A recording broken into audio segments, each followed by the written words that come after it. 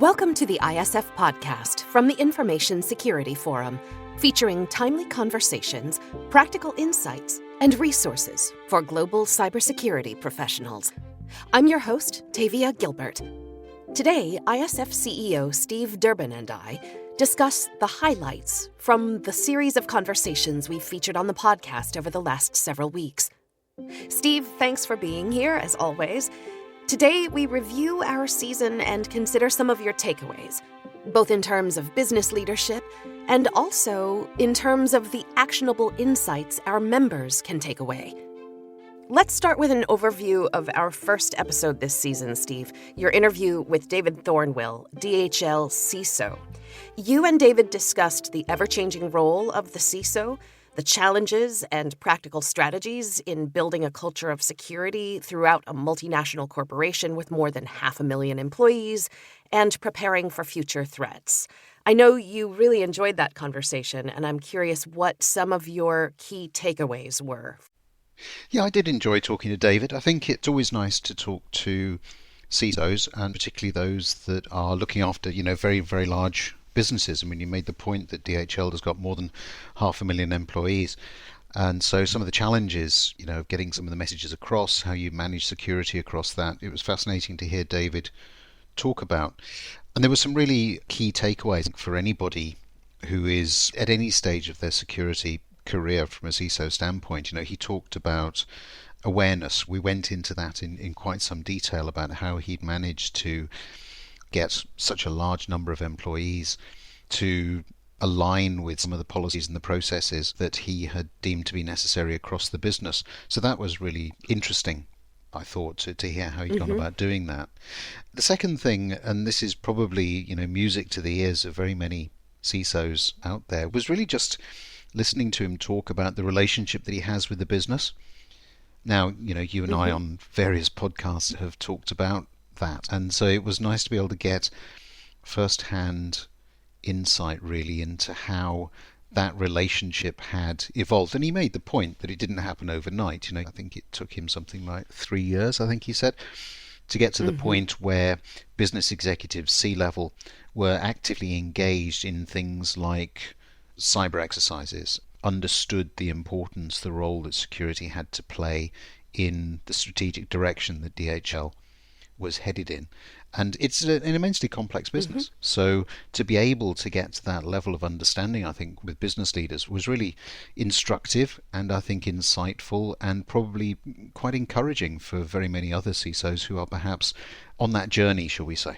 One of my favorite conversation points with him was, I remember him emphasizing the need for rest, to turn off as well, which I really appreciated. I think that is an undervalued part of doing business and creative thinking, is taking a break. No, that's right. It's about space, isn't it?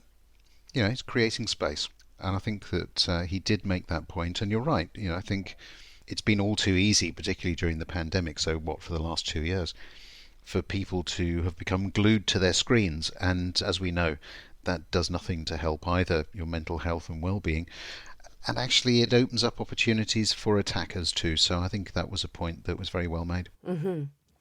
Well, let's turn our conversation now to your interview with Mark Gibson, who is on the other end of the spectrum from David Thornwell's 500,000 employees to Mark, who's the owner and CEO of D3 Technologies, a company that helps small to medium enterprises blend their people, processes, and technology. What do you recall from that conversation? This was a really important conversation for me because I think in very many of the podcasts that we do, we talk to people who are involved with very large businesses or government officials and, this sort of thing. So we're very often giving that large company, large enterprise perspective. And I think it's quite easy to forget that the vast majority of the workforce actually works for small, medium-sized enterprises. And it doesn't matter where in the world you are, whether you're in the United States, whether you're in the UK, whether you're in Germany. Our economies depend so much on the small enterprise. And so to talk to Mark specifically about that, with that very, very keen focus on, so what does security mean at the small business end of the scale, was really interesting. And I think he came up with some good points as well, not just for small business, but also for large scale. Mm-hmm. Yeah, I appreciated that David Thornwell's insights could be applied to smaller companies and Mark Gibson's insights can be applied to large companies. And I appreciated that we had such a range in those first two episodes. We went from that conversation into a timely discussion of 5G. What it is, what shifts will come as we transition from 3 and 4G to 5G, how we can keep our operations and supply chains secure as 5G rolls out. It seems like with everything going on, the security of transportation, of utilities, of fuel supplies is more important than ever, and that directly relates to that 5G conversation. Is that right? It does, and I think some people sort of looking at all of those different episodes that we put together in this series might have, raised an eyebrow or two about why we were covering 5G at that point. But for me, 5G is going to be, the future infrastructure that we're all going to be using. And so I think that, having talked about large enterprise, then moved on to small enterprise, it was appropriate for us to just spend some time just looking at some of the new infrastructure and some of the challenges that will really bring, I think, at both ends of the spectrum. So if you look at it again through that sort of small company lens, what does 5G actually mean there? Well, it means that you have to have a better, I would say, deeper understanding of exactly what IT is doing. And I think Mark, in that podcast did make that point. But I think 5G brings that home. So are we going to see, for instance, the need for small, medium-sized enterprises to start to have people dedicated to really understanding infrastructure? At the larger end, and you've mentioned, drones and transportation and oil pipelines and that kind of thing.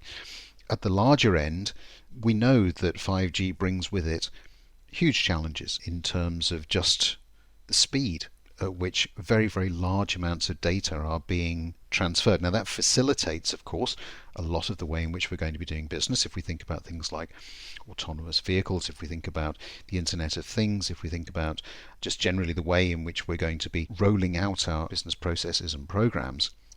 But it also opens up significant opportunities for the cyber criminal, for cyber attacks. So that we have to balance out, I think, threats, issues, challenges against the way in which we can really take advantage of some pretty impressive technology that is going to become all pervasive within a very, very short space of time. So I think it was timely for us to just get into that 5G section in a little bit more detail, because as I say, that's going to be fueling the growth of very many organizations going forward. Mm-hmm. Right. Then we went from 5G into your conversation with Stephen Poloz, or Sunny Steve, as The Economist called him. That's often what I call you behind your back as well. Or will from now on. I like it. The two of you talked about some of the themes in Stephen Poloz's recently released book, The Next Age of Uncertainty, How the World Can Adapt to a Riskier Future. You discussed very timely topics: communicating in the midst of crisis, how the fourth industrial revolution compares to past moments of change in history, and risk management and resilience amidst global turmoil. Tell us about that conversation. Yeah, this was a conversation that I had sort of mixed views on this, because as with a number of our podcast guests, they've written books and I do try to read those before talking to them. And so right at the beginning I was quite apprehensive, because Stephen is, he's a world-renowned economist. He was the governor of the Bank of Canada. And so I was just wondering how the conversation was going to go, particularly when, as you say, the title of his book was How the World Can Adapt to a Riskier Future. But what was interesting for me was that he could draw parallels very easily, very readily, between the sort of work that he'd been doing in terms of managing risk, which is, of course, so much what CISOs are having to do today. So how he could manage that risk in a financial environment, and the relevance of some of those processes, steps that he took to what CEOs and CISOs themselves are having to deal with. So, an example was breach management. He talked a lot about transparency, about the need to communicate, about how to communicate. Those really sort of hold true, I think, in any business that is going to have to go through, at some point, some kind of cyber incident, whether it be a breach or an attack or simply just downtime. So lots of different things that I perhaps hadn't expected going into that conversation that I think were really relevant for our audience. And it was just a nice different perspective, I suppose, that people can listen to for what it is, but then also take into, as I say, this very fast changing environment that we're having to deal with from a cybersecurity standpoint, particularly at the moment. Well, we've had a number of great experts on this season, including Alexander Sager, the head of the cybercrime division at the Council of Europe. So that was where we went next. You and Alexander discussed ways to promote cooperation between private businesses and law enforcement agencies, the challenges of investigating and prosecuting cybercrimes across multiple jurisdictions, and recent developments with the Budapest Convention on Cybercrime that might actually mitigate some of those challenges. So talk to me about your discussion with Alexander Sager. Yeah, you're right. We did cover all of those areas, and those are sorts of themes that we've touched on again for quite some while. This whole public-private relationship is something that I'm a big fan of, as you know, and I do think it's the only way that we're going to find some way forward in terms of dealing with cybercrime, because the challenges that face government and law enforcement are huge when it comes to trying to catch cyber criminals, or indeed control the environment in which they are operating. And they can't do that alone. They have to do that with the cooperation, the collaboration of the private sector. And we did talk about some of the very specific themes and issues that are occupying people's minds at the moment. Ransomware. Ransomware continues to be a thorn in the side of organizations, and yet we know that it will continue to be prevalent. It will continue to be widely available as a service, so crime as a service raising its head again.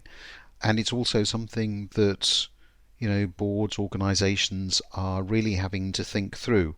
And Alexander and I talked about, the different approaches that organizations are taking to ransomware, so determining whether or not they're going to be paying ransoms, what that might mean, what sort of financial threshold they're prepared to consider in terms of coming to those conclusions. But of course, it's very important to have figured all of these things out beforehand, because you really don't want to be doing it when you're in the midst of a crisis. So some really good insight there as well. And of course, Alexander's been working in this space for many years, and he is something of a figurehead, I suppose, when it comes to the way in which law enforcement can work more collaboratively with the private sector. So it was really nice to talk to him. Hadn't seen him in a little while. He reminded me that he'd, I think, come to one of our congresses. It must be something like 12 years ago now. So it was nice to reconnect with him. One of the things that I found interesting about that conversation is that in an era of extreme polarization, it seems that there's more of an effort all the time to create collaborations, to find creative ways of reaching out and bringing people in. Are you seeing that? Do you think that's a fair assessment, that one of the responses to our divides is creative collaboration creation? If you look at cybercrime, which is sort of the area that we were covering in that particular session, one of the challenges that has existed for a very, very long time is this cross-jurisdictional challenge. So the need for collaboration has always been there. And cybercriminals have been very, very good at doing it themselves. The good guys have been a little bit slow on the uptake in terms of how they can collaborate and work better across borders. So I think it's been an evolution. I think that the will, has been there, but putting it into action, actually getting things together, these are extremely complicated conversations that have to take place and discussions, and it does actually involve compromise on the part of some of the jurisdictions that we're talking about, because in the scope, it's absolutely massive. And we're talking about, multiple countries, multiple jurisdictions, different legislation.